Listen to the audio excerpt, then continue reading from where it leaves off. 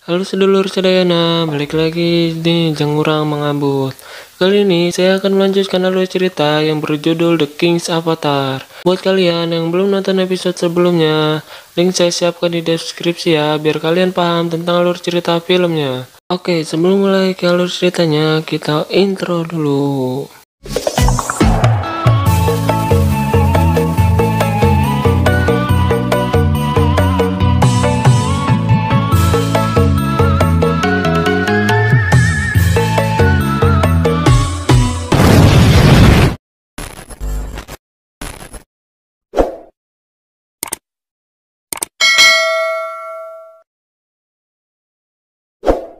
Lanjutan scene kemarin, Yusio membuat lingkaran di atas danau yang membeku. Tujuannya membuat lingkaran tersebut agar player lain tidak membantunya melawan monster air tersebut dan cukup berdiam diri di dalam lingkaran tersebut. Ya, namanya juga pro player, bebas lah ya, mau ngapain juga. Lalu ya seorang diri pun menyerang monster tersebut, dan mereka yang hanya berdiam diri pun merasa bosan hanya menunggu di dalam lingkaran tersebut. Singkat cerita, saat mereka memutuskan untuk keluar dari lingkaran tersebut, game pun selesai, yang menandakan bahwa Yusio berhasil mengalahkan monster es tersebut dan memecahkan rekor terbaru, yaitu 15 menit 24,11 detik.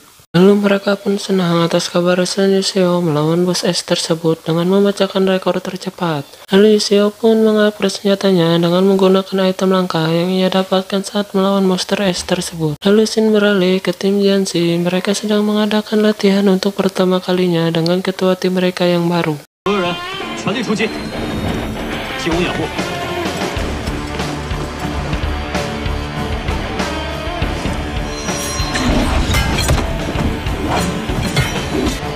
枪炮跟上，速度！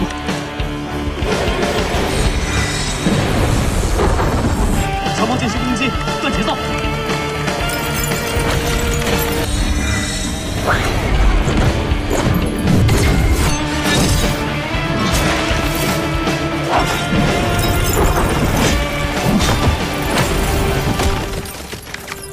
Ketua tim mereka pun marah atas kekalahan tersebut lalu pergi meninggalkan ruang latihan. 的意思是，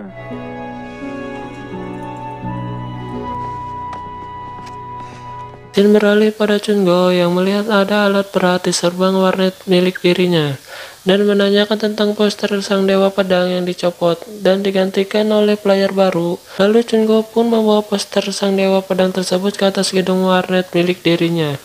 Ia sedih atas kepergian sang dewa pedang yang telah memotivasi dirinya untuk melanjutkan usaha ayahnya, pemilik warnet dan bermain Glory.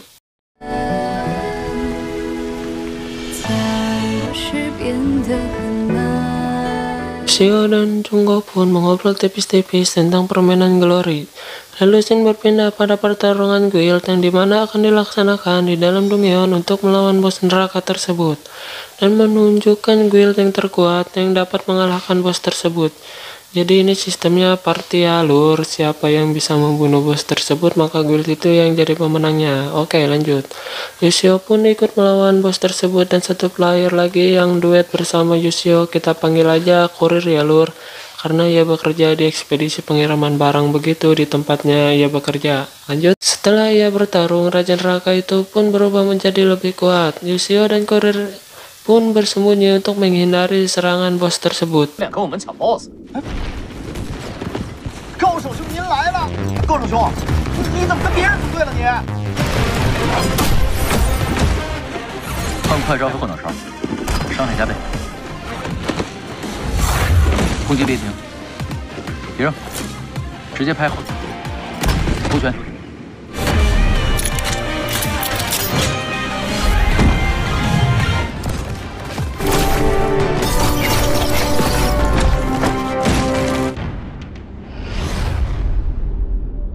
Saat bos neraka semakin kuat, mereka semua pun gantian untuk menyerang melawan bos tersebut.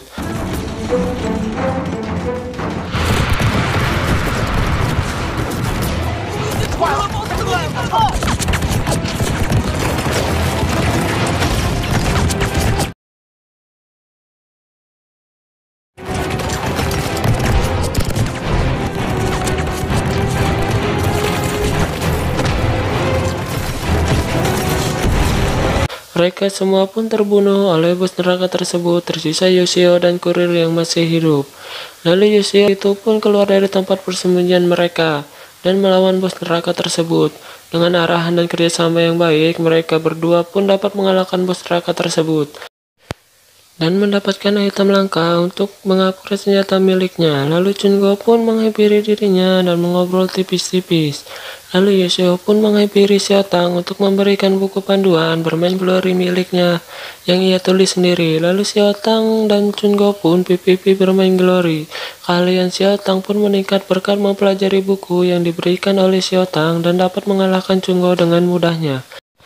Lalu Chungo pun mengambil buku tersebut dan ingin mempelajari tentang bermain glory. Saat ia membuka buku tersebut, ia tidak paham apa yang ada di buku tersebut. Lain halnya dengan Xiaotang, ia paham apa isi buku tersebut. Shin beralih ke Yoshio yang menghampiri Xiaotang untuk mengajaknya bermain glory untuk melawan monster kuburan tengkorak. Mereka pun langsung masuk ke dalam game dan melawan monster-monster yang ada di game tersebut. Dengan kerjasama tim yang baik, mereka pun mampu mengalahkan bos kuburan tengkorak itu pun dengan mudah.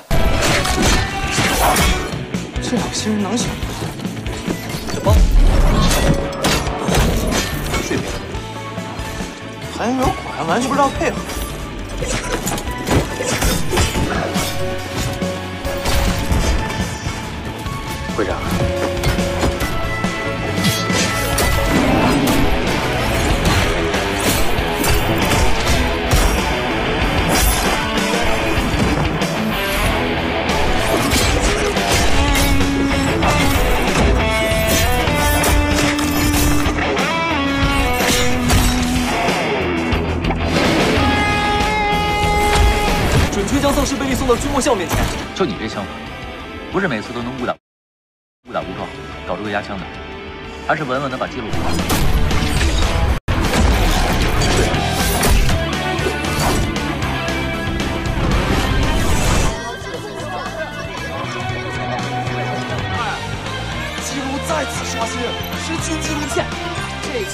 Shin beralih ke tim Jiangxi yang ingin mengalahkan rekor terbaru yang dilakukan oleh Yoshio dan timnya.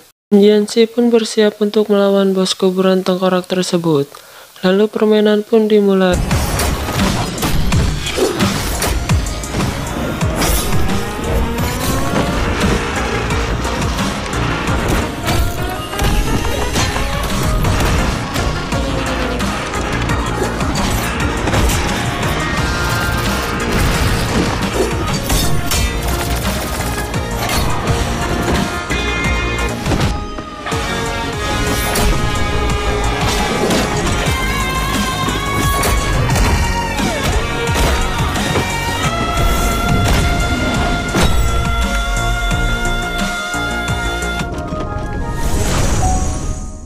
Tim Jiangxi pun mampu mengalahkan rekor sebelumnya dengan waktu 16 menit 56,24 detik.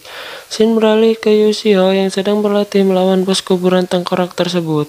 Setelah ia berlatih, ia pun turun lalu melihat banyak poster dirinya berada di warnet tersebut. Dikarenakan nanti malam akan diadakan nonton bersama di warnet tersebut. Ada pertandingan final tim Jiangxi melawan tim Lanyu. Pertandingan pun dimulai. Pertandingan pertama yaitu pertandingan PVP atau pertandingan 1 lawan 1.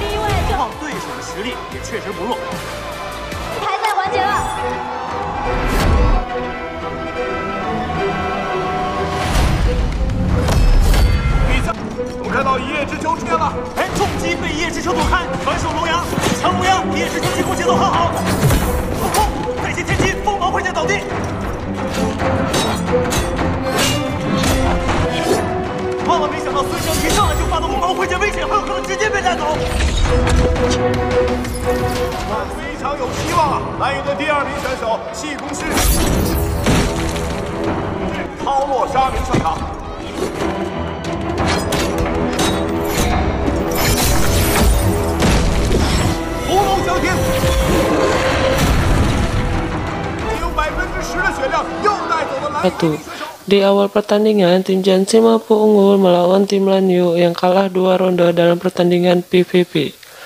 Pertandingan kedua pun dimulai. yaitu pertandingan 5 lawan 5 atau pertandingan satu tim. Kerjasama kedua tim tersebut itu pun sangat baik, sehingga pertandingan itu pun saling menjual beli serangan. Tim Jiangxi pun terbunuh satu persatu oleh tim Lanyu, sehingga menyisakan satu kapten dari tim Jiangxi.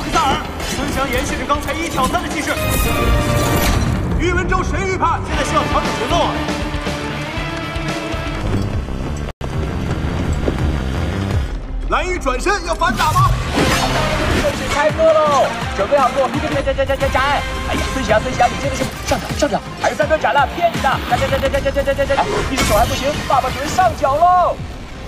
哇，能碰到爸爸一根头发丝，我算你赢。那加时在缺少一叶知秋这个输出点之后，队友的承受这么上头，队友怎么办？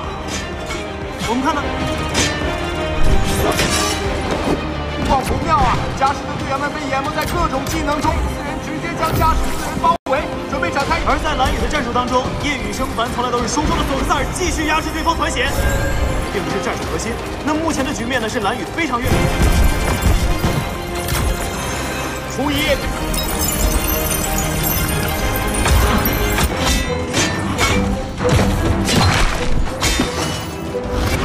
我想加时今天晚上应该是果然治疗回血，念其章。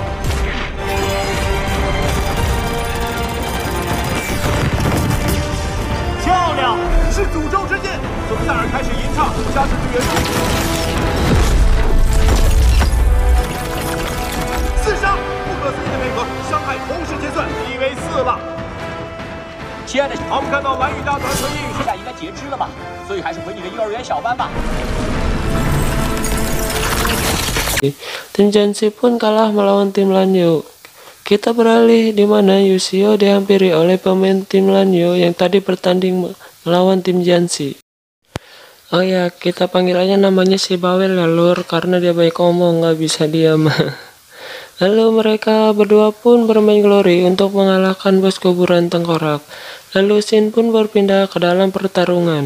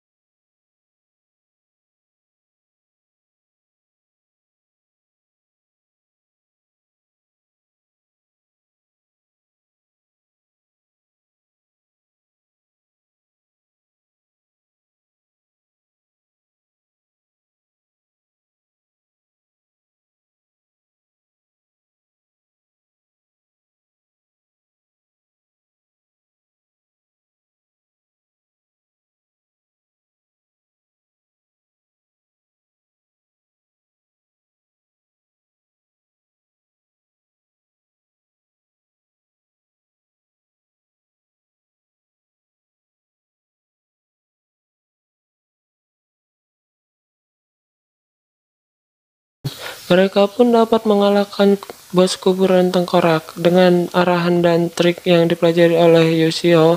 Mereka pun dapat mengalahkannya dengan mudah dan mencetak rekor baru, yaitu 16 menit 24,67 detik. Setelah bermain glory, si Bawel dan Yusio pun berjalan di pinggir kota sambil mengobrol tipis-tipis.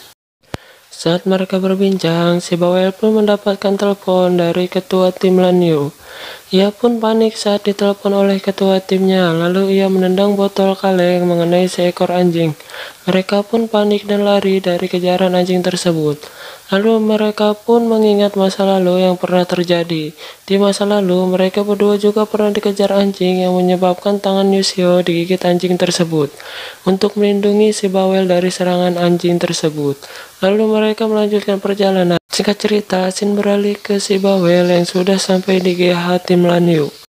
Sesampainya ia di GH, ia lalu diintrospeksi oleh ketua tim Lanyu tentang permainan yang ada di kuburan tengkorak tadi.